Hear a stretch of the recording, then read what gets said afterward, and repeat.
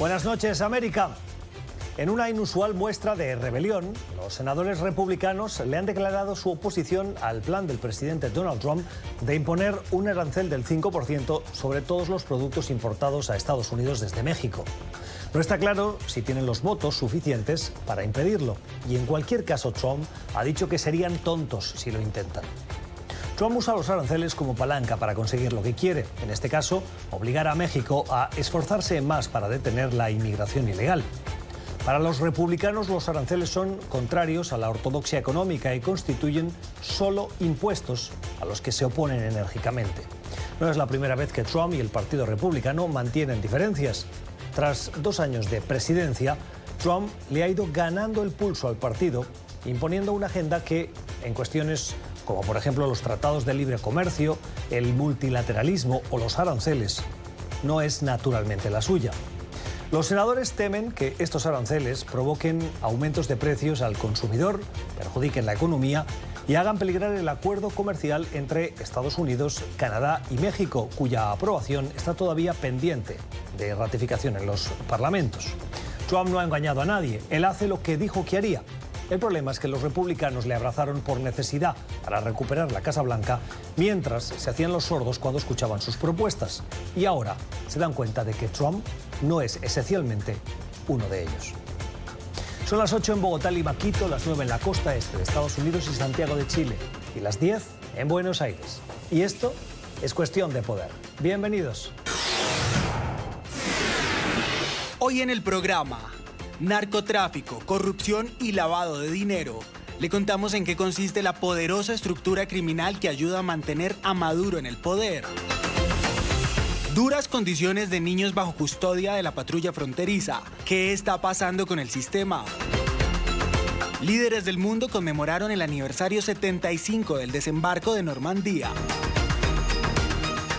Victory is winning for our country. Hoy comienza un cambio de régimen político. Desde nuestros estudios en Washington, la opinión, el análisis y las voces que nos ayudan a comprender nuestro mundo. Es cuestión de querer, es cuestión de poder. Comenzamos y lo hacemos con una mirada a algunas de las cuestiones de la actualidad que nos llaman la atención o que queremos escuchar la voz de los expertos o de sus protagonistas. Hoy en Estados Unidos la cuestión económica y la inmigración están íntimamente ligadas, y lo están porque el presidente Donald Trump ha ligado inmigración ilegal a aranceles para imponerle a México, y ahí empieza toda la política que ha generado un profundo debate. Pero no nos podemos olvidar que esos inmigrantes que llegan a la frontera y se entregan a las autoridades para solicitar y comenzar su proceso de asilo, entran en la custodia de la patrulla fronteriza, de quienes se encargan de recibir a los migrantes y darles ese tratamiento antes de que la justicia decida si continúan libres, si son deportados.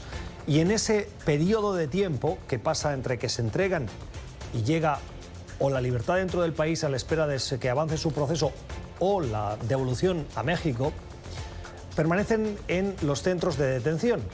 Y el Centro Estadounidense para la Inmigración ha elaborado un informe sobre cuáles son las condiciones a las que están sometidos esos migrantes en esos centros de detención. Y es sorprendente. Califican esas condiciones de deplorables. Hablan de hacinamiento, de saturación del lugar donde se encuentran esos migrantes, de que duermen en el suelo, que tienen temperaturas heladas por el aire acondicionado, y además revelan que esas condiciones han empeorado en los últimos meses. Un interesante informe del cual ahora queremos hacernos eco.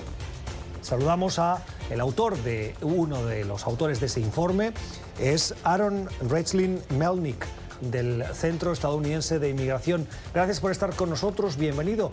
¿Puede describirnos con un poquito más de profundidad esas condiciones que ustedes ponen negro sobre blanco en ese informe, en esa denuncia?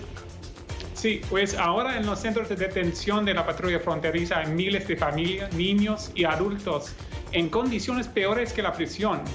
El viernes pasado, el inspector general del Departamento de Seguridad Nacional publicó un informe donde describió condiciones de abarrotamiento peligroso, suciedad y con temperaturas excesivamente frías. En una celda con una capacidad máxima de 12 habían 76 mujeres, y como esos hay muchos ejemplos más. En las celdas no había espacio para dormir y algunas personas estaban de pie por días. Otras tenían que levantarse encima del inodoro para tener espacio a respirar. Además, la mayoría de personas estaban en este centro de detención por más de 72 horas y con algunas personas allá por más de un mes. También hemos visto fotos de niños durmiendo afuera en el suelo y también sabemos que hay algunas personas que tenían que dormirse en la lluvia por días, más de un día. Estas condiciones están increíblemente malas. ¿Se puede decir que esas condiciones son una violación de los derechos humanos? Sí, algunas de esas condiciones están en violación de las leyes. Por ejemplo, los niños no acompañados tengan que estar transferidos a un otro centro de detención, a un albergue, después de 72 horas. Pero en realidad, muchos niños están allá por más tiempo como eso. Como hemos visto, este es muy peligroso. El joven Carlos Hernández, de 16 años, que falleció la última semana, él estaba en un centro de detención más de 6 días antes de que él falleció de la gripa. En esas condiciones también están en violación de los derechos humanos, por ejemplo, las condiciones en que una persona no puede dormirse, que una persona no tiene acceso a ayuda médica, cosas como eso. En el reporte ustedes hablan de deterioro en los últimos meses de estas condiciones. Nos preguntábamos si en administraciones anteriores también habían identificado ustedes condiciones similares, o dicho de otra manera, ¿es muy común? Pues desafortunadamente este fenómeno no es nuevo. En los años pasados hemos visto condiciones muy malas en los centros de detención de la patrulla fronteriza. Pero lo que ha cambiado ahora es las condiciones es más malo como antes. Casi en el pasado una persona puede estar allá por 1 o 2 días nada más, en condiciones muy malas. Ahora una persona está allá por 3 o 4 días o más, a veces semanas, a veces más de un mes. Y hay una razón que esos centros de detención se llaman ILRs o PRRs, porque todas las personas que están allá entienden que las condiciones es más malo como una prisión, más malo como casi todos los lugares. Y por esa razón, esa situación tiene que cambiar, tiene que mejorar, o otras personas posiblemente pueden morirse. Son las explicaciones de Aaron Reichling Melnick, que es analista del Centro Estadounidense para la Inmigración. Gracias por haber estado con nosotros. Feliz noche. Y gracias por tenerme. Otras cuestiones de la actualidad, la guerra comercial que Estados Unidos libra con China. No con México, que parece que podría comenzar, sino con China, que ya está en marcha. Recuerden que Estados Unidos aplicó aranceles por un valor de 250.000 millones de dólares a productos chinos, y China respondió de la misma manera, con esa diplomacia recíproca, a productos de Estados Unidos por valor de 110.000 millones. China más prudente, intentando buscar soluciones, pero la guerra comercial, la escalada comercial que se manifiesta en los aranceles ya es evidente. Un interesante informe nos ha puesto la atención sobre quiénes podrían ser los países beneficiarios de ese conflicto entre esas dos grandes economías del mundo.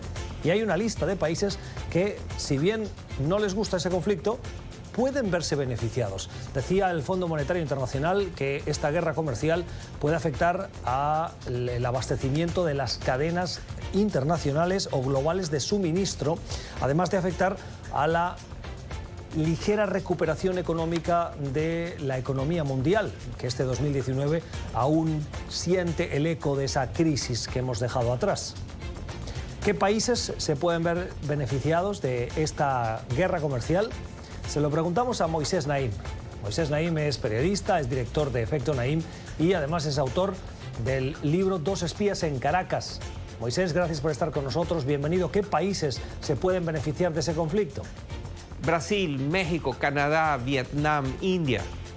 Si entre esos beneficiarios hay países de América Latina, ¿podemos concluir que es beneficioso para la región ese conflicto entre China y Estados Unidos? Beneficia a algunos países específicos, pero si sigue la guerra comercial y sigue escalando, va a ser poco importante quién se beneficia por tener un poco más de comercio, porque lo que va a suceder es que la economía mundial en general se va a parar y eso va a afectar a todos por igual y va a tener consecuencias mucho más importantes de desaceleración de la economía, del empleo, del crecimiento, que la guerra comercial. O sea que estamos jugando con fuego en muchos sentidos.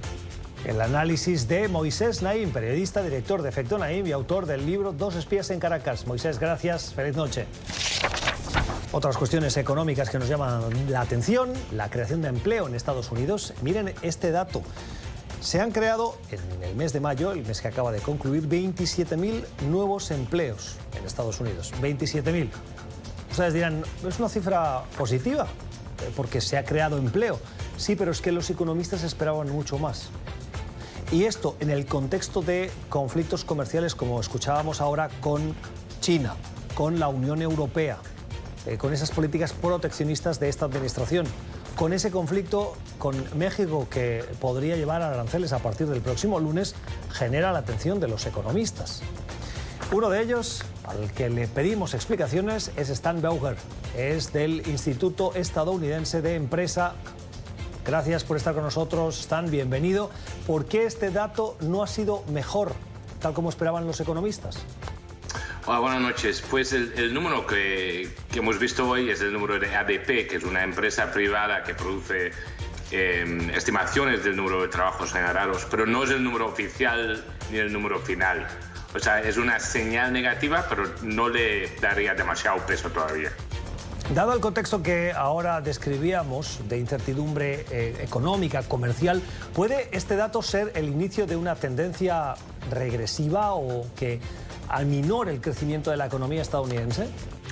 Pues es pronto para decir eso, pero lo que sí es verdad es que la guerra comercial va a afectar a ciertas industrias, ciertas partes del país, sobre todo en el suroeste, evidentemente.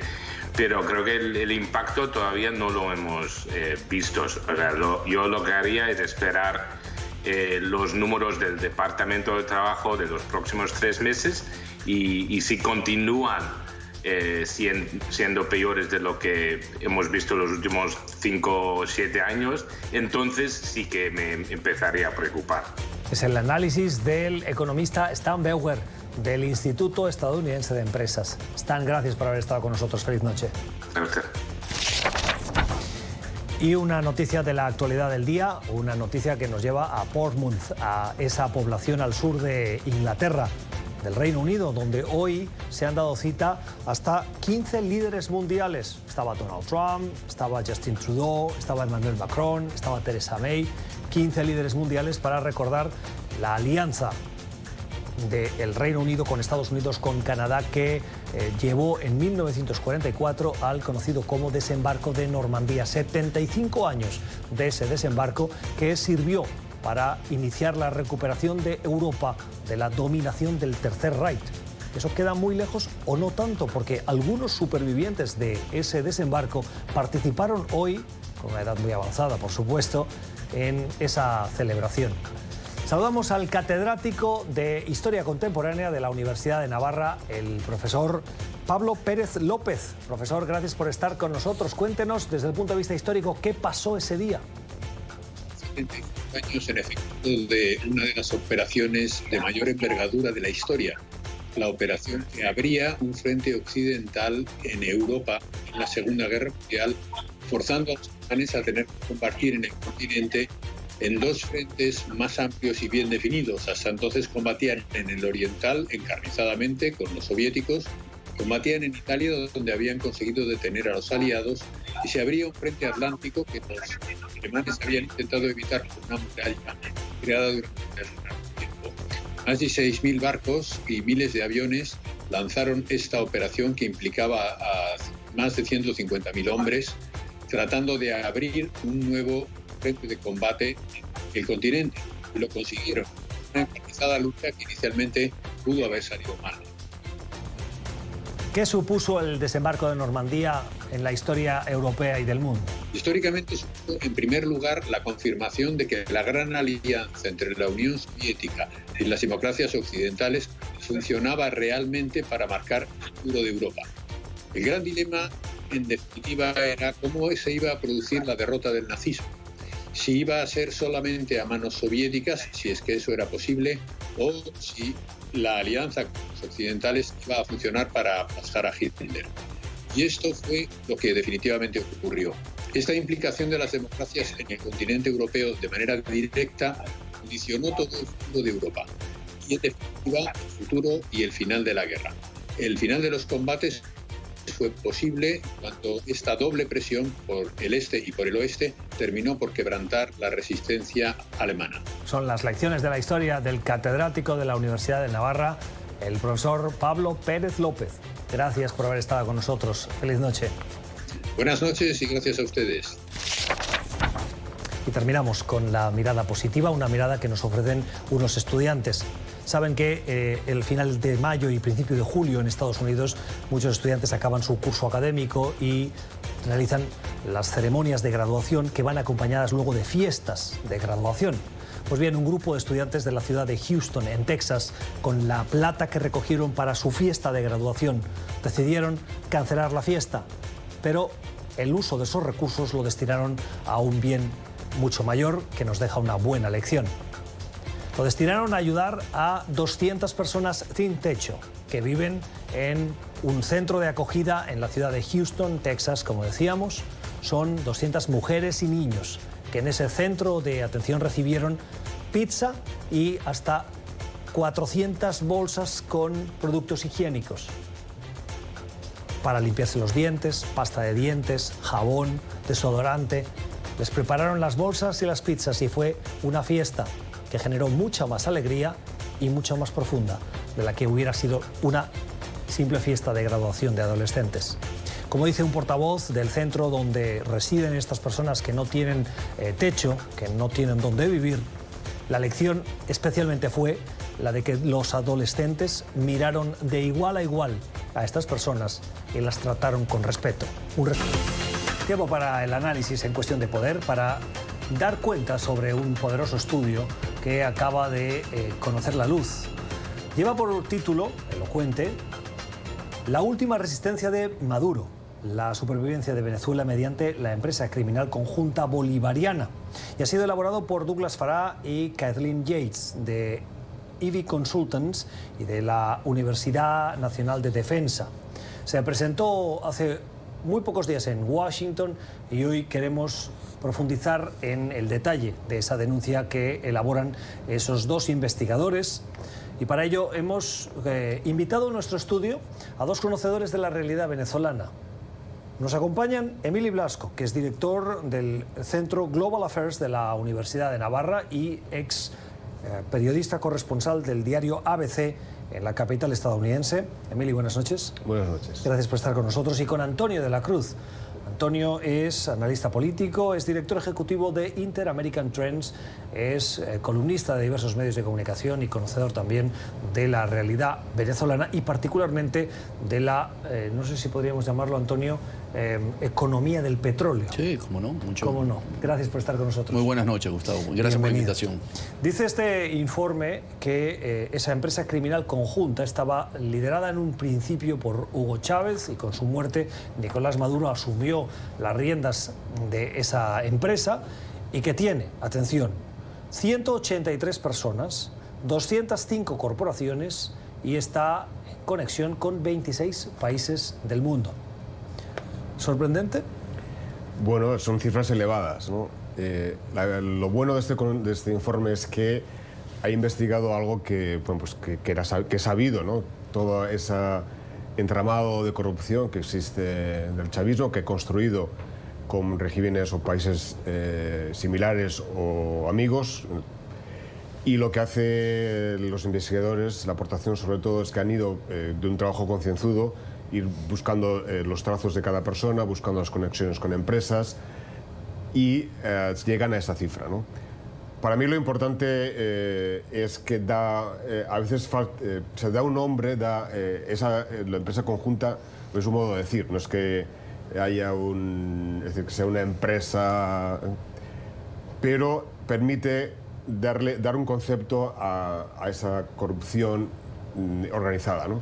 Es como cuando hablamos del cartel de los soles, en el caso de la droga en Venezuela.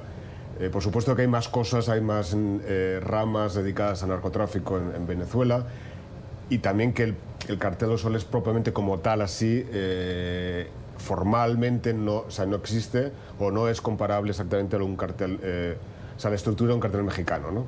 Pero hablar del cartel de los soles en la droga venezolana nos permite localizar el problema, hacernos una idea de qué estamos hablando. Y creo que este informe, la virtualidad que tiene, lo que aporta, aparte de las cifras concretas, es que permite, conceptualiza y pone una etiqueta y permite que abordemos el trabajo. Antonio. Sí, básicamente, yo lo que tomo del trabajo también es que ellos le ponen una categoría a lo que el Estado venezolano, en términos manejados por Maduro y por Chávez, que lo llama una empresa criminal conjunta. Y eso es una categoría que hace referencia a una doctrina jurídica que se utiliza en los tribunales de crímenes de guerra, en el cual lo que consiste que permite enjuiciar a todos un miembro del grupo por las acciones del mismo. O sea, todos los que pertenecen a esa empresa pueden ser enjuiciados porque uno de ellos haga un acto. Todos son corresponsables. Entonces ese término es muy importante porque hace que esos 185 personas pueden ser enjuiciadas por el mismo hecho porque una la haya hecho. Antonio, ¿cómo funciona una empresa criminal conjunta? ¿Cuál es el procedimiento en el caso venezolano? ¿El origen del ingreso económico de dónde proviene? Ok. ¿Cómo lo establece Douglas Farhat y Kathleen Yates? Ellos determinaron en su investigación de 5 años, en 26 países tuvieron presencia. Ellos lo que hicieron fue determinar los flujos de dineros y capitales y los medios que utilizaban. Entonces, ¿qué hicieron ellos? Básicamente sus dos grandes países donde se concentraron fueron en El Salvador y en Nicaragua, en el objeto del estudio, porque lo asociaron a PDVSA y estudiaron todos los flujos con las filiales de PDVSA en esos dos países. Recordemos que PDVSA creó empresas en muchos países y en El Salvador se llamaba Alba Petróleo, o se llama Alba Petróleo, y en Nicaragua se llama... Albaniza, ¿no?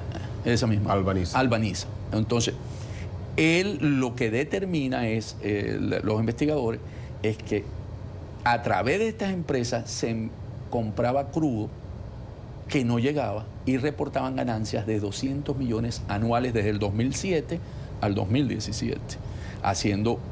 Multiplicando eso, te da que en cada uno de ellos, por ejemplo, en El Salvador se pudieron lavar alrededor de 1.000 a 2.000 millones de dólares en ese mecanismo. Y en Nicaragua, que era mucho más fuerte, ahí ellos determinaron que fueron 400 millones de dólares. Y dice que ahí hay más o menos unos 4.000 a 6.000 millones de dólares que se lavó en ese periodo. El total es alrededor de unos 10.000 millones de dólares. Es muy importante porque hacer todo el recorrido de ese circuito estableció que se hacían compañías, él llama red de redes. O sea, montaban una compañía de maletín ficticia en Panamá y montaban otra en Isla Caimán y montaban otra. E iban traspasando los dineros hasta que lavaban el dinero y retornaba a Venezuela. Pues efectivamente es un informe centrado en el tema de lavado de dinero a través de PDVSA. Hay mucha más corrupción en Venezuela. Aquí no toca propiamente narcotráfico, aunque parte de los beneficios del narcotráfico se pueden lavar a través de PDVSA, pero se ha limitado de un modo concienzudo, pues buscar los mecanismos con esas compañías creadas por Venezuela, al paraguas de Petrocaribe y con las empresas subsidiarias de PDVSA. Pero digo que el informe habla de unas cifras en global, habla de un máximo que ellos han podido ver de 43.000 millones de dólares lavados durante ese periodo largo a través de esos mecanismos de PDVSA. Pero digo que siempre hay que tener en cuenta que la corrupción es mucho más. Incluso, bueno, no hay una cifra clara de todo el volumen de corrupción que ha habido. Hay quien habla, pues, no sé, de 400.000 millones de dólares. Es difícil de determinar, ¿no? Pero bueno, en este caso esta investigación se ha centrado en una partecita de eso, no pequeña, que es el lavado de dinero a través de PDVSA. ¿Quiénes son los beneficiarios de esta corrupción? Bueno, en primer lugar, es una corrupción que se beneficia de los propios implicados, en beneficio personal. Vemos que muchos de ellos tienen pues sus casas o sus propiedades compradas fuera de Venezuela, en Miami muchos y fuera de allí, a través de testaferros. Por un lado hay un beneficio personal, pero también hay un dinero que y probablemente más ahora que hay necesidad del régimen de contar con fondos, un dinero que se destina a tema de, en su momento electoral, cuando hubo las últimas elecciones, y también pues a derivar dinero al sectores electorales para pobres, digamos, ¿no? Las CLAP. En el caso del estudio, ¿verdad?, que determina Douglas Farrar y Yates que Merino, ¿verdad?, José Merino. ¿Quién es José Merino? José Merino fue comandante del Frente Farabundo Martín de Liberación en El Salvador. Y cuando ellos se pacificaron, ellos lograron alcanzar el poder por vía electoral. Y él fue ministro de ese gobierno. Pero Merino quedó conectado. Una de las cosas que determina el estudio es, para que eso haya ocurrido, ¿qué es lo que vemos? Vemos básicamente la política cubana cuando trató de infiltrar a América Latina con la guerra de guerrillas en la lucha asimétrica. Y estos grupos, tanto el Frente Farabundo Martí en El Salvador como el Frente Sandinista en Nicaragua, ellos pudieron en esa lucha asimétrica, crearon condiciones y mecanismos de conexión y lograron accesar el poder por la vía electoral. Entonces tenían las conexiones y la FARC es otro elemento importante a tomar en cuenta para ello, porque la FARC se convierte en una guerrilla con el narcotráfico, y entonces ellos introducen el elemento del narcotráfico que llega al poder por Chávez también, y él considera que esa lucha, y es por eso que entran todos estos elementos. Chávez logra demostrar que se puede, a través del socialismo del siglo XXI, en los países ALBA, logra esa alianza. Entonces forman esos empresa de empresa, y está conectado, por ejemplo, un gran beneficiario en Nicaragua es Daniel Ortega. Daniel Ortega logra hasta crear un banco que fue sancionado y que ahora es el Banco Nacional de Nicaragua. Entonces, y básicamente me contaba Douglas que ellos no necesitaban banco corresponsal. Ellos lo que hacían es que creaban una cuenta a nombre del banco y en Corea del Sur, y ahí depositaban los fondos. Son las conexiones de José Luis Merino, de El Salvador, dirigente del FMLN, con las FARC han estado, digamos, reseñadas y destacadas por las autoridades de Estados Unidos, y en investigaciones que he podido hacer, hay unas conexiones claras también entre José Luis Merino, Maduro cuando era canciller de Venezuela, de viajes que hacía Merino a la frontera venezolana con Colombia, muy posiblemente relacionadas con narcotráfico, con las FARC. En el caso este de El Salvador, todo esto tiene relación con el anterior gobierno que ha acabado ahora. Sí. En realidad, toda la operación, toda esta empresa conjunta no era tanto con el gobierno, aunque también, sino con el partido del FMLN. Por tanto, aunque haya cambiado el presidente en El Salvador ahora, muchas de esas operaciones pueden seguir porque son alcaldes. Gran parte de del petróleo que llega a Venezuela barato, que los alcaldes del FMLN en El Salvador vendían como un modo de obtener votos de los ciudadanos, esos alcaldes siguen por ahí. Por tanto, esa red sigue. La cuestión para mí habría que ver es si el nuevo presidente Bukele de El Salvador, que aunque tuvo vinculaciones con el FMLN, luego lo dejó y se ha presentado de modo fuera del partido, ampara o no amparará más ese negocio. ¿Ampara o amparará? ¿Quiere decir que esto aún podría estar reciente? O sea, esas conexiones, ¿podemos decir que todavía existen? Por supuesto, está ahí... PDVSA sigue existiendo y en Venezuela sigue Maduro. Y Nicaragua... Y el líder de esa empresa es Maduro en este momento, en que asumió el liderazgo. Vamos a la primera pausa, hacemos una pausa y regresamos. Miren que el informe del que estamos hablando, la última resistencia de Maduro, la supervivencia de Venezuela mediante la empresa criminal conjunta bolivariana, un estudio elaborado por una consultora en Washington durante 5 años que pone de manifiesto esas redes de corrupción que llevan directamente en su momento a Hugo Chávez, pero hoy a Nicolás Maduro, con varios países. Hemos mencionado algunos, citan hasta 26. Le contamos quiénes son y qué tipo de actividades hacían. La última resistencia de Maduro, el análisis que hoy les proponemos en esta cuestión de poder.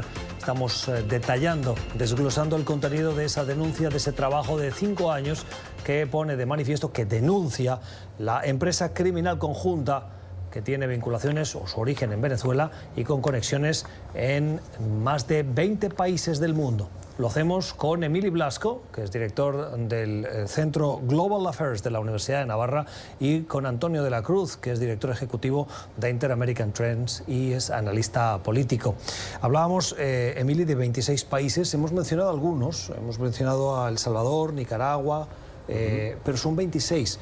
El informe directamente, de manera más prominente, habla también de Cuba, de Bolivia, de Ecuador, y en menor medida, pero relevante también, de Surinam. ¿Son estas listas los países más relevantes? Sí, en cuanto a, digamos, a operatividad. Luego, digamos, de una cierta presencia de una red. Luego hay empresas de maletín en Panamá, sale también mencionado Hong Kong, se habla de Rusia, de Turquía. Y porque una de las novedades de toda esa trama es que ha decrecido, por un lado, el negocio del petróleo, o la posibilidad, digamos, de hacer corrupción con la venta de petróleo, aunque sigue habiendo algo de contrabando, y ha incrementado el tema de la minería ilegal de oro. Y ahí entra en juego bastante Rusia, entra Turquía, y para mí una también de las novedades del informe es que aparece en el radar más claramente Turquía, muy vinculado al tema también del oro, por supuesto está Rusia, ¿no? Y es una demostración de que hoy que hay menos ingresos de petróleo por parte del gobierno venezolano, la necesidad de dinero de modo ilegal, dinero con el que poder engrasar su propio mecanismos de corrupción y de clientelismo, pasa mucho a través de oro, ¿no? Sí, fíjate, ¿qué ocurre en ese sentido, ¿no? Los países que están involucrados, está mencionado Uruguay, por ejemplo, en lavado de capitales, Uruguay, las islas del Caribe, ¿verdad? En el CARICOM, están metidas en el lavado, ¿verdad? Hay mucho paraíso fiscal. También están Portugal y España para compra de activos. Ahí lo que hace básicamente es el lavado es a través de compra de activos. Muy fuerte. En esa conversación que tuve con Douglas me dijo que le llamaba mucho la atención Portugal y España. Está también todo el circuito del oro que pasa por Turquía y pasa por Árabes Unidos, los países en Dubái, pasa por ahí también. Y Surinam aparece hoy como una gran refinadora de oro, exporta más oro de lo que ella produce. Igual ocurre con Nicaragua. Mencionas el caso de Portugal y España, que son países donde las autoridades fiscales hasta la fecha son autoridades competentes. ¿Cómo se pueden lavar 200, 300 millones de dólares que llegan al país y que compran casas en zonas prominentes de la capital española, fincas en las proximidades de Madrid, y que eso no genere las sospechas? Hay varias investigaciones abiertas, pero a priori, cuando uno tiene tal cantidad de dinero, no parece tan fácil entrarlas en el mercado, y en una declaración de renta tú pasas de tener 200.000 euros a 20 millones de euros así de la noche a la mañana. Recuerda que en esta red de redes son empresas, las compran a través de empresas y las empresas pueden tener un capital y pueden adquirir. Si fueran individualmente, estoy de acuerdo que levantaría la alarma, pero hacer empresas con actividades, ¿verdad?, dudosas y con gente local, abogados locales, ¿verdad?, que son los que hacen el trabajo. Recordemos que acaba de salir el caso de este juez, de este cónsul, perdón, de este embajador en Venezuela, que permitió lavar un dinero cuando estuvo en Venezuela de embajador en el periodo de Zapatero. Si mal no recuerdo, Raúl Morodo. Sí, Morodo, ¿verdad? Es la manera como esas empresas funcionan. Es un lavado a través de empresas. Y los activos los compran las empresas. O sea, compran propiedades en activos de inmobiliario, pueden comprar otras empresas, pueden comprar equipos que después venden, ¿verdad? Hay muchas formas en ese sentido de compra de activos, ¿no? Luego que parte de esas compras son para lavar, y otras veces es con dinero lavado. Es decir, que también el objetivo es enriquecerse y invertir el dinero en algo, y a veces ese dinero ya ha sido lavado. Por tanto, no todas las operaciones de compra de viviendas o de fincas, todas tienen, digamos, es comprado con un dinero negro. O sea, algo de origen ilícito. Sí, ilícito. Algo de ese dinero se ha lavado previamente, ¿no? Otras sí que es una pura operación de lavado. ¿Podemos decir que Europa es el destino principal junto con Estados Unidos de ese dinero lavado? Sí. Bueno, para la compra de activos. Para la compra de activos. Sí, pues por lado en España hay un montón de, digamos, hay mucha emigración, hay de venezolanos de todo signo, y es el idioma y es una manera de un país estable. Y con la esperanza de que, digamos, que haya quizás menos supervisión que en Estados Unidos, ¿no? Porque recordemos que son compra de activos, son ventas ficticias, que también lo tiene el informe, tiene el movimiento por banca, ahí está Uruguay, como te dije, y todo lo que es los paraísos fiscales en el Caribe. Panamá, por supuesto, Panamá es importante tanto para construir empresas de maletín, y recordemos los Panama Papers, que fue una denuncia en ese sentido por parte de los periodistas en la investigación que hicieron, y para lavado también. Está siendo muy importante hoy en día Hong Kong para escaparse de todo el sistema del dólar americano e ir hacia China, ¿verdad? Entonces hay mucho capital que está saliendo hacia Hong Kong. Puede que haya algunos televidentes que se pregunten, bueno, pues podemos entender que estén desfalcando Venezuela, estén robando sus recursos naturales para beneficio o enriquecimiento propio. Cuando las autoridades, sean España, sean Estados Unidos, detectan que el origen de esos bienes ya tangibles, sea a través de empresas, son ilícitos, ¿ese dinero puede acabar volviendo a las arcas venezolanas o el proceso ya es muy complicado? No, sí, hay una actividad que se llama la recuperación de activos. Eso lo está tratando de hacer hoy en día en Estados Unidos el embajador Carlos Vecchio, que es que todo el dinero que se le captura a los que entran en actividades ilícitas, por ejemplo, Alejandro Andrade, que tuvo una actividad de ingreso por $1.200 millones de una coima que recibió de Gorrín, ¿verdad?, de que es el dueño hoy de Globovisión. Esos activos están en una cuenta que el Estado puede reclamar, tarda, hay un proceso, tiene que el procurador activar toda, pero toma tiempo. Pero sí regresan. Eso pasó también en Irak, cuando Irak salió Hussein del poder, hubo una serie de activos que tuvieron que recuperar, tarda, pero se alcanza a tener. Emily, para cerrar, ¿las sanciones de Estados Unidos están contribuyendo a que esta empresa criminal conjunta tenga más dificultades para operar y por lo tanto haya visto retrocedido su actividad? Bueno, evidentemente tienen su importancia las sanciones, ¿no? Al afectar directamente a PDVSA están limitando la actividad propia de la empresa y por tanto también de los cauces para lavar dinero. Con todo, hay posibilidades de que se siga operando, de hecho se está operando, ¿no? Y quizás, comentaba antes, buscando otras vías de lavar dinero. He mencionado el oro, que incluso es un negocio mucho más fácil digamos, más limpio. Más limpio, es decir, respecto, incluso comparado con la droga, ¿no? Es más fácil vender o pasar al mercado de oro que droga, ¿no? Déjame dar un dato ahí, porque el oro, sí, muy corto, el 95%, si tú lo pasas el oro, tú lo declaras en aduana y pasa y paga lo que tengas que pagar. Entonces tú vas a una... ¿No te preguntan de dónde viene? No te preguntan. Y tú lo llevas en una refinadora a 99 y se convierte en un activo cash. Por eso que es mucho más limpio cuando lo dice. O sea, pero de todas maneras me llama la atención. Si yo llego a una frontera con un lingote de oro, ¿no me dicen, oiga, ¿dónde lo has sacado? No. Tú puedes llegar a las aduanas americanas y el tipo no puede hacer nada. Tú lo declaras en tu hojita, pagas el impuesto y entras con ese maletín de oro. Bueno, tengo que cerrar. Les pregunto, ¿un cambio de gobierno en Venezuela desmonta inmediatamente esta empresa criminal conjunta? No. Le va a tomar tiempo. Va a tomar tiempo porque está muy penetrado, porque tiene que hacer toda una labor de desmontaje de empresas que están asociadas. O sea, descabeza probablemente la dirección de la empresa conjunta, pero crea toda la estructura que queda por debajo. Es muy probable que va a tomar tiempo, se mantenga, incluso pueda tener actividades no ya centralizadas, sino de manera individual. Va a tomar tiempo. O sea, es como un cáncer que por mucho que ataques a la parte central puede quedar. Y ese es el problema fundamental para el cambio en Venezuela. De acuerdo. Estoy de acuerdo. Es decir, toda la que es estructura de jueces corruptos, militares abogados corruptos, eso está ahí. Y seguir estando, quiero decir, ¿no? Qué tristeza, ¿no?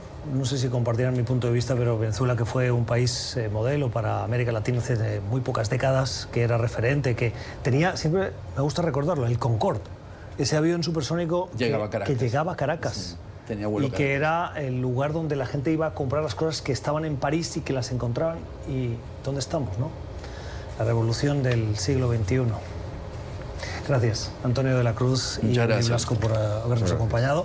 Sociales, algunos de los comentarios que nos han llamado la atención o que nos gusta destacar. Algunos suyos, otros que hemos visto en otras cuentas de Twitter. Mensajes como, sobre todo, los que ha generado la situación de Jesús Santrich, que es ese líder que ha formado parte de la guerrilla de las FARC y que es reclamado por Estados Unidos, acusado de narcotráfico. Piden la extradición, pero todo un embrollo en Colombia, embrollo legal, hace que su situación y su futuro no esté tan claro que sea o que pase por la extradición, al menos hasta ahora. Algunos de ustedes nos hacen llegar mensajes como estos. Ya dejemos de hablar de este personaje que tanto daño hace. Busquen noticias de interés cultural, deportivo, social, pero ya dejen de darle tanta lata a esta rata. Gracias, Juan, por su mensaje. Podríamos estar de acuerdo, pero recuerde que también, si no se habla del caso, no tienen presión las autoridades y eso acaba beneficiando a estos personajes, que no voy a repetir lo que usted o como usted lo ha calificado, pero que se acaban beneficiando precisamente por el olvido del público. El hecho de que los medios hablemos de esto contribuye a que no caiga en el olvido y se haga justicia, ¿no cree? Más mensajes. En este caso hemos seleccionado dos sobre el informe de denuncia del Centro Estadounidense para la Inmigración, de las condiciones en las que se encuentran los migrantes que esperan ese inicio del proceso de solicitud de asilo en Estados Unidos. El informe muestra que en lugar de ser un recurso proteger a los detenidos, los centros de detención de ICE usan el régimen de aislamiento para aterrorizar, disciplinar y castigar a los trabajadores y jóvenes atrapados en la guerra contra migrantes de Trump. Gracias por su mensaje. Sí, es una preocupación. Por eso nos hacemos eco de ese informe, de ese centro que de manera constante trabaja por esos derechos de los migrantes en este país, que es un país de migrantes, que ha acogido olas migratorias desde su existencia hace 200 años, desde su fundación hasta hoy, y que en esta época que nos ha tocado vivir no es una excepción. Hasta aquí nuestro programa de hoy. Gracias por la generosidad de su tiempo, siempre confiando que hayan aprendido, como lo hemos hecho nosotros, de nuestros invitados. Volvemos mañana. Les deseamos una feliz noche.